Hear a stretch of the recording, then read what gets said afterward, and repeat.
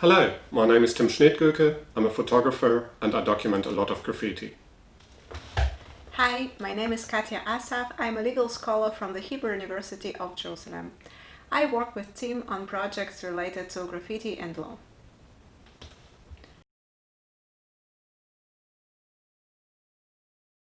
I watched The Fall of the Wall on TV. There was a lot of optimism and the consensus was that good had triumphed over evil. Today, however, I see many people longing for more walls, seeking comfort in confined spaces, whether physical or mental. But walls create borders between people where communication would be more beneficial.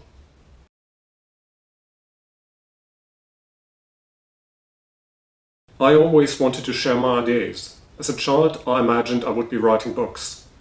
I became a photographer instead, which is basically the same. I'm just using a different language.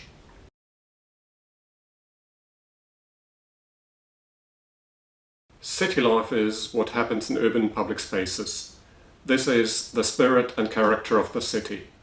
But the design of these spaces is determined by property owners, politicians and entrepreneurs, in a way that highlights the power of property and the importance of consumption.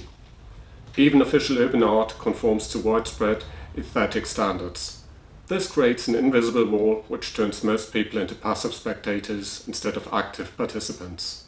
To protect this wall, authorities remove graffiti and punish the people who paint it.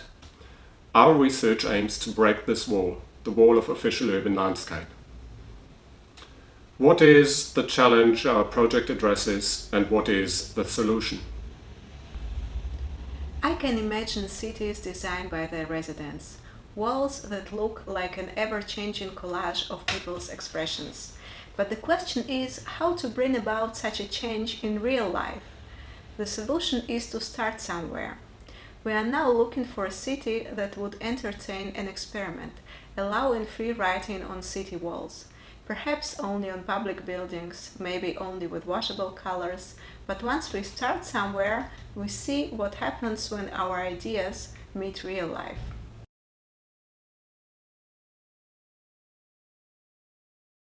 We found that the war on graffiti is actually against the messages themselves. Pieces that conform to the dominant narratives, such as "wash your hands," do not break the wall of official urban landscape. They add a brick that fits in. Accordingly, their writers are usually not punished and sometimes even praised. The same goes for illegal paintings conforming to dominant aesthetic standards. Sometimes city authorities even take measures to protect them. Meanwhile, non-conformist messages and art do interrupt the official urban landscape and accordingly are condemned and punished. This policy reinforces the dominant narratives and suppresses alternative voices.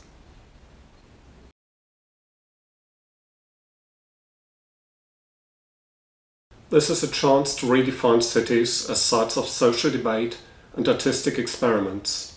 Instead of directing people to passive consumption, public spaces will invite them to share their visions and concerns, making cities inclusive and multi-voiced. As the Black Lives Matter movement shows, it may take much too long for injustices to become visible.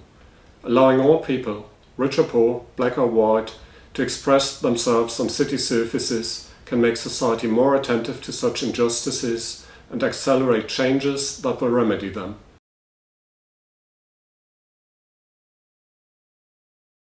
The big question of how to move society towards engaged citizenship. We're also used to watching instead of creating. How can our habits change? And would people used to condemning writing on walls start doing it themselves? Graffiti writers work illegally and incur serious risks, which are an essential part of their culture. How will they react when what they do becomes legal?